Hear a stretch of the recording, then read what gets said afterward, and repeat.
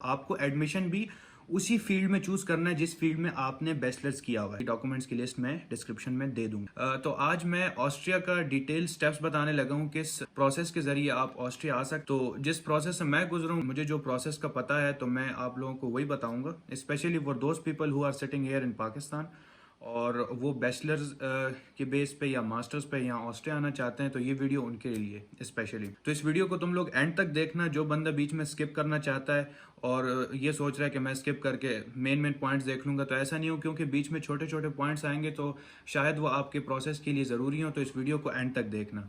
अगर कोई बंदा इसको स्किप करना चाहता है तो चले जाए अभी से, इस वीडियो को देखने की ज़रूरत ही नहीं है। ये सिर्फ उन लोगों के लिए जो बंदा सीरियस है और यहाँ पे आना चाहता है और प्रोसेस करना चाहता है। मैं कोई कंसल्टेंट नहीं हूँ, पहले से मैं तुम लोगों को बता दूँ। मुझे कोई लोगों के वीज़ाज़ वगैरह हैंडल करने का और कंसल्टेंसी का कोई शौक नहीं है, ठीक है। ये एक ही वीडियो होगी, इस एक वीडियो को गौर से सुनना। So let's get started.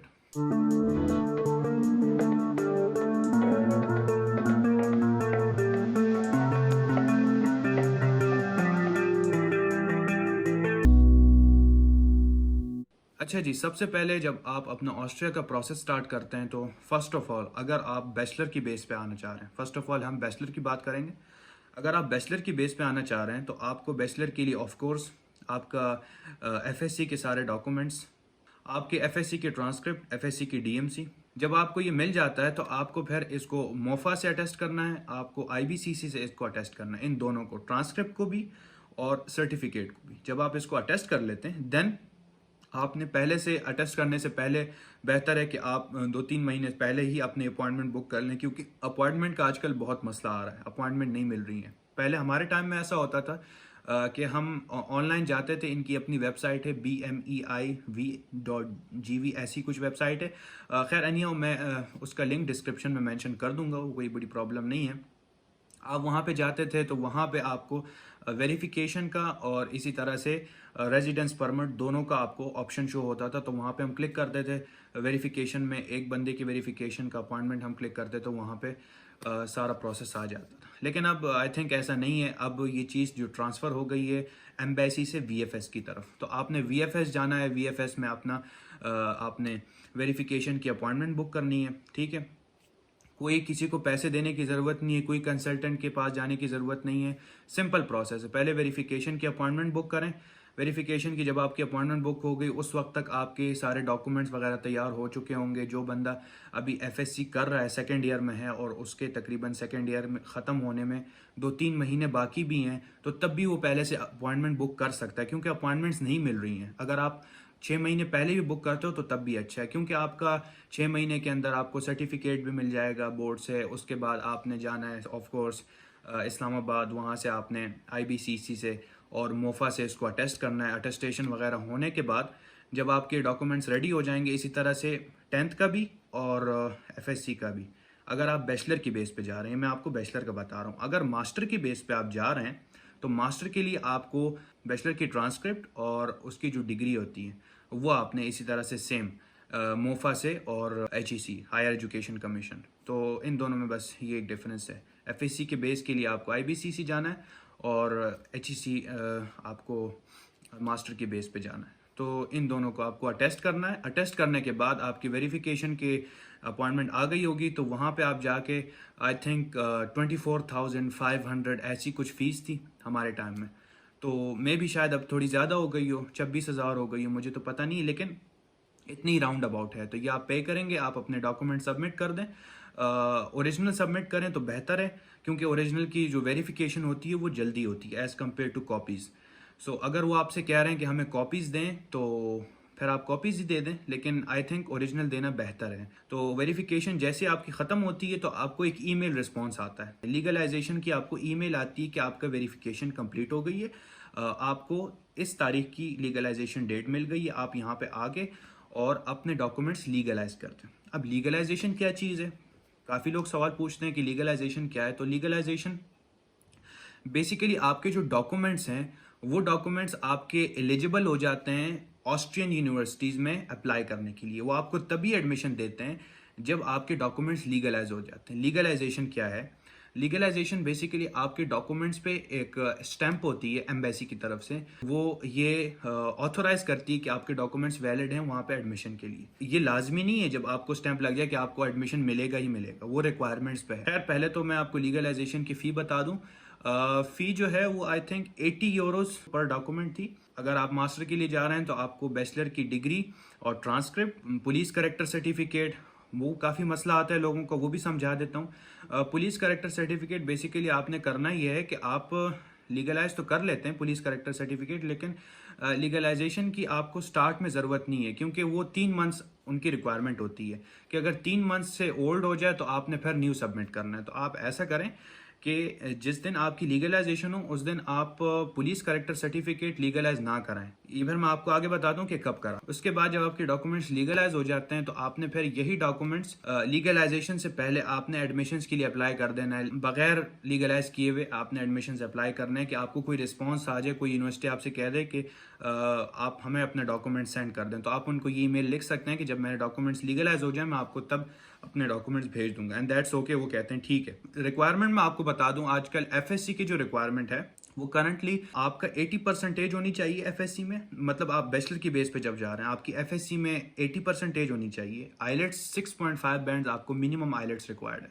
Masters के लिए आपको 3.5 मिनिमम सीजीपीए चाहिए, और आपको एडमिशन भी उसी फील्ड में चूज करना है जिस फील्ड में आपने बैचलर्स किया हुआ है। जो बंदे बैचलर्स के लिए भी जा रहे हैं, अगर आपने कंप्यूटर साइंस में एफएससी की है तो आप कंप्यूटर साइंस की ही फील्ड चूज करें बैचलर्स में, या आपको एडमिशन मिलने में एक एज मिलेगा, ठीक है।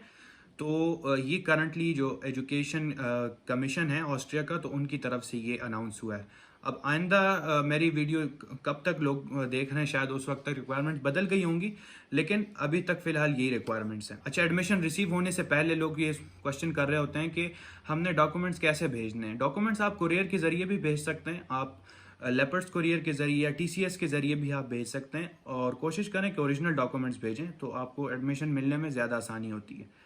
जब आपको एडमिशन रिसीव हो जाता है, एडमिशन रिसीव होने से पहले कोशिश करना है कि आपने रेजिडेंस परमिट की अपॉइंटमेंट बुक कर लेनी है। अब अपॉइंटमेंट्स मिलती नहीं है। रेजिडेंस परमिट की जब आपको अपॉइंटमेंट मिल जाती है तो उस दिन आपने फिर अपने काफ़ी सारे डॉक्यूमेंट्स होती हैं, एक लिस्ट ऑफ डॉक्यूमेंट्स हैं, तो वो मैं डिस्क्रिप्शन में प्रोवाइड कर दूंगा। वो सारी जो डॉक्यूमेंट जिस दिन आप जाएंगे रेजिडेंस परमिट के लिए, और वहाँ पे क्या क्या सवाल होते हैं, आपको एक पेपर दिया जाता है एक शॉर्ट सा, कि आप इसमें हमें ये बताएं कि आपने ये सब्जेक्ट क्यों चूज़ किया है और आप क्यों ऑस्ट्रिया जाना चाह रहे हैं। एक मैप सा होता है, उसमें आपने इंसर्कल करना होता है ऑस्ट्रिया को कि ऑस्ट्रिया इस जगह पे कहाँ पे है।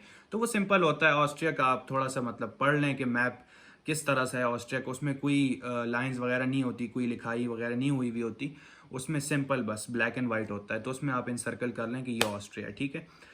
तो वहाँ पे आपके फिंगरप्रिंट्स लगते हैं, काफ़ी सारे डॉक्यूमेंट्स होते हैं, वो उसकी डॉक्यूमेंट्स की लिस्ट मैं डिस्क्रिप्शन में दे दूंगा, तो मुझे अभी बोलने की ज़रूरत नहीं, काफ़ी सारे डॉक्यूमेंट्स हैं।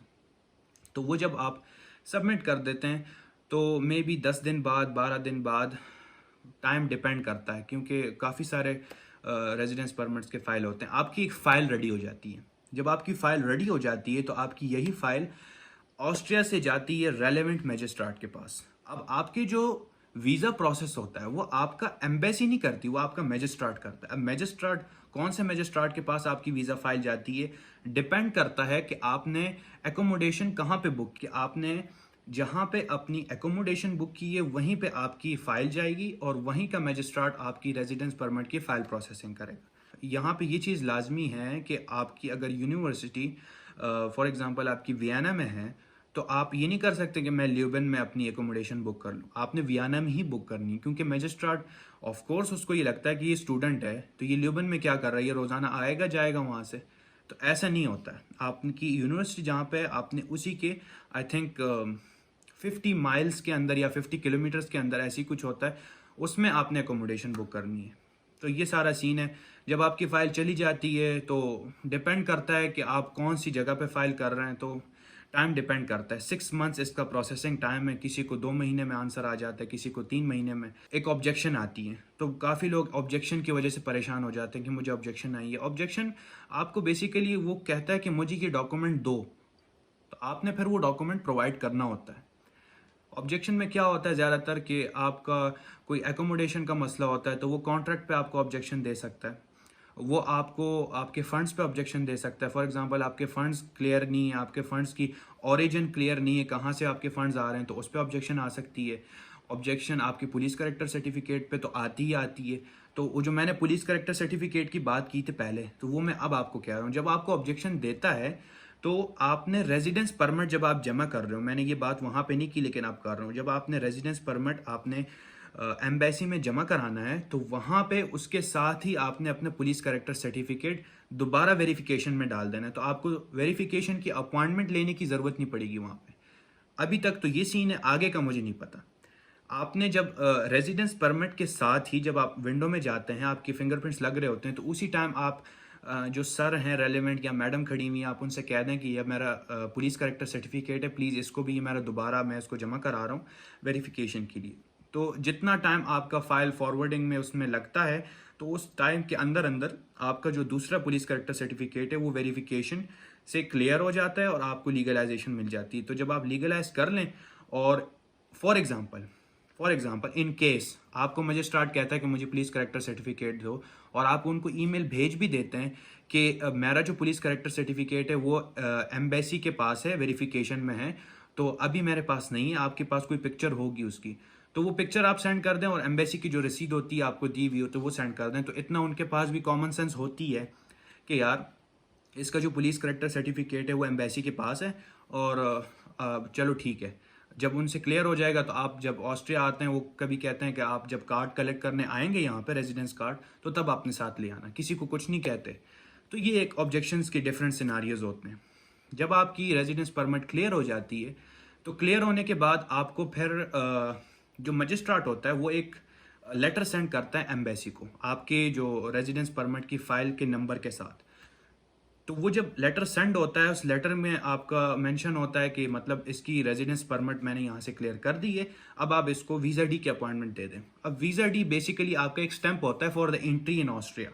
आपको वीज़ा डी, आप जब जाते हैं वीज़ा डी के लिए तो उसके 5-6 डॉक्यूमेंट्स रिक्वायर्ड होते हैं। आपका पासपोर्ट, इंश्योरेंस होता है, इंश्योरेंस रिक्वायर्ड होती है, आपकी जो वीज़ा डी का फॉर्म होता है वो रिक्वायर्ड होता है, तो वो आप साथ में ले जाएं फिल करके। और आई थिंक 150 यूरोस थे, ऐसे ही कुछ थे, ये आपने जमा कराने होते हैं। तो वो फिर आप देख लीजिएगा जितने भी होंगे उस टाइम के, तो ये आप पे करते हैं। आपका 15 दिन 20 दिन किसी के लग जाते हैं, किसी के 14 दिन में आ जाते हैं। मुझे ज़ाती तौर पे 11 दिन में मेरा वीज़ा डी लग गया था। तो जब आपका वीज़ा डी लग जाता है, फिर आप फ़्लाइट टिकट वगैरह करके यहाँ आ जाएं।